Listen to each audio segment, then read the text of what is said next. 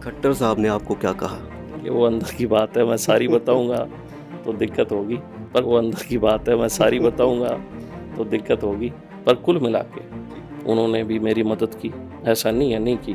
क्योंकि जब उनको मैंने इशू सारा बताया कि जी ऐसी बात है, निश्चित तौर पे वो हमारे साथ थे।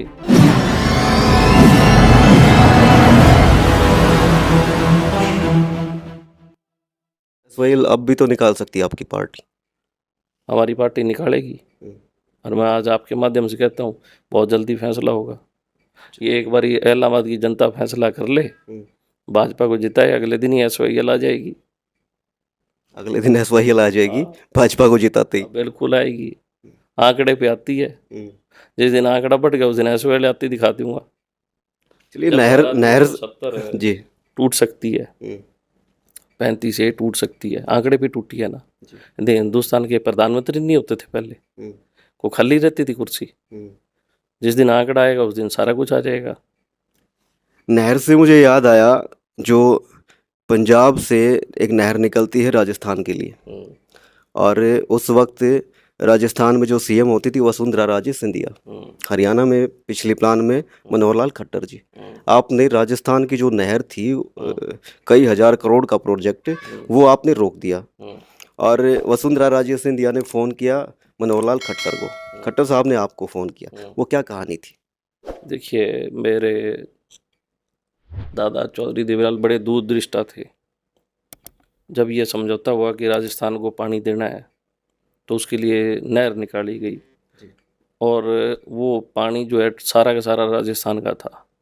लेकिन किसी तरीके से चौधरी देवीलाल जी ने उस नहर को हरियाणा से राजस्थान में क्रॉस किया, ताकि हमारे उस टाइम ज़मीनी पानी जो कुएं के पानी होते थे और मीठे पानी बहुत कम निकलता था, कहीं ना कहीं खारे कुएं थे सारे। तो ये एक सोच थी कि वो नहर जब निकलेगी तो उसका चो है जो उससे धीरे धीरे पानी सिम के हमारा पीने का पानी मीठा हो जाएगा। इसके तहत वो नहर उन्होंने कोशिश किया, निकली। और ये 52-54 की बात है। तो उसके बाद जब ये इस दफ़ा राजस्थान सरकार ने एक प्रोजेक्ट बनाया 3200 करोड़ रुपए का कि सारी नहर को सीसी लाइनिंग करनी है, तो मैंने ये सोचा कि अगर ये सीसी लाइनिंग होगी तो हमारे जितने भी ट्यूबवेल्स हैं वो सारे फिल्टर के हैं, कैप्टी नहीं है कहीं पे भी। तो ये सारे जो पानी है 5 साल में 10 साल में ही ख़त्म हो जाएगा ज़मीन का। और अगर ख़त्म हो गया तो हमारे जो आने वाले बच्चे हैं जो खेती करना चाहते हैं, चाहे वो मेरा ही बेटा क्यों ना हो, मेरा ही पोता क्यों ना हो, उनको जब पानी नहीं होगा तो वो किस बात की खेती करेंगे। आज मेरा इलाका खुशहाल इलाका है, हर चीज़ है यहाँ पे 10 किलोमीटर बाद ग्वार भी है, 10 किलोमीटर बाद यहाँ नरमा है, चावल है, बाग की फसल है, हर तरीके का मतलब संपन्न जमींदार इस इलाके में है। और सबसे बड़ी बात है कि सारा का सारा केनाल इरीगेटेड एरिया है।